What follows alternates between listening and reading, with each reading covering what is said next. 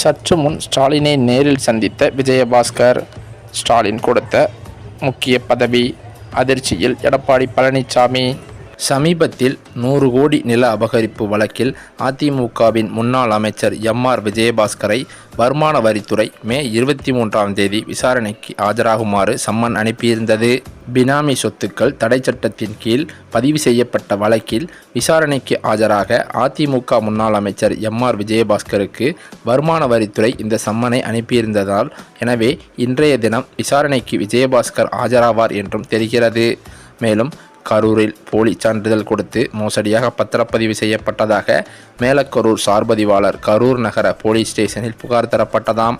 இந்த புகாரின் அடிப்படையில் யுவராஜ், பிரவீன், ரகு, சித்தாந்தன், மாரியப்பன், செல்வராஜ், சோபனா ஆகிய 7 பேர் மீது 8 பிரிவுகளின் கீழ் கடந்த ஆண்டு வழக்கு பதிவு செய்யப்பட்டதும் குறிப்பிடத்தக்கது.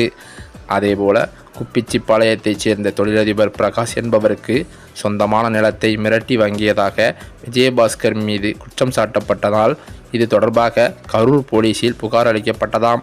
பிறகோ இந்த வழக்கு சிபிசிஐடிக்கு மாற்றப்பட்டு இந்த வழக்கில் முன்ஜாமீன் கிடைக்காததால் எம்.ஆர். பாஸ்கர் தலைமறைவானதும் குறிப்பிடத்தக்கது. அவரை பிடிக்க 13 தனிப்படைகள் அமைக்கப்பட்டு கடந்த வருடம் ஜூலை மாதம் கேரளாவில் கைது செய்யப்பட்டாராம். பிறகு அவரது சகோதரர் சேகரும் கைது செய்யப்பட்டுள்ளார். இந்த விவகாரத்தில் வருமான வரி புலனாய்வு பிரிவு அதிகாரிகள் தங்களது விசாரணையை ஆரம்பித்துள்ளனர். முக்கியமாக பார்த்தால் 100 கோடி ரூபாய் மதிப்புள்ள 22 ஏக்கர் நிலம் தொடர்பான ஆவணங்களை வைத்து விசாரணை நடந்து வருகிறதாம். மேலும் இதில் வருமான வரி புலனாய்வு பிரிவில் இருக்கும் பினாமி தடுப்பு பிரிவு அதிகாரிகள் இந்த விசாரணையை மேற்கொண்டு வருகின்றனர்.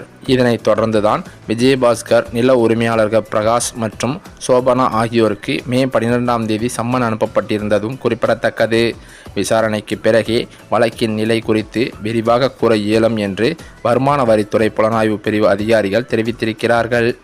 ஏற்கனவே சொத்து குவிப்பு வழக்கில் அவர் மீது குற்றச்சாட்டுகள் உள்ள நிலையில் நில அபகரிப்பு வழக்கும் சேர்ந்துள்ளதால் இது விஜயபாஸ்கருக்கு மேலும் சிக்கலை தரும் என்று சொல்லப்படுகிறது. மேலும் அது மட்டுமில்லாமல் அதிமுகவிற்கு ஏற்கனவே பலதரப்பட்ட புகார்களும் பலதரப்பட்ட சர்ச்சைகளும் கிளம்பி வரும் நிலையில் இவர் விஜயபாஸ்கர் சொத்து குவிப்பு வழக்கில் சிக்கியிருப்பது மேலும் ஒரு அடியாகவே பார்க்கப்படுகிறது. இந்த சூழ்நிலையில் இந்த வழக்கில் இருந்து தவிர்ப்பதற்காகவே அவரது ஆதரவாளர்களுடன் திமுகவில் இணைய முடிவெடுத்திருப்பதாக, இதற்காக இரகசிய பேச்சுவார்த்தை நடத்தி முடித்துவிட்டார் என்றும் தகவல்கள் வெளியாகியுள்ளதாம்.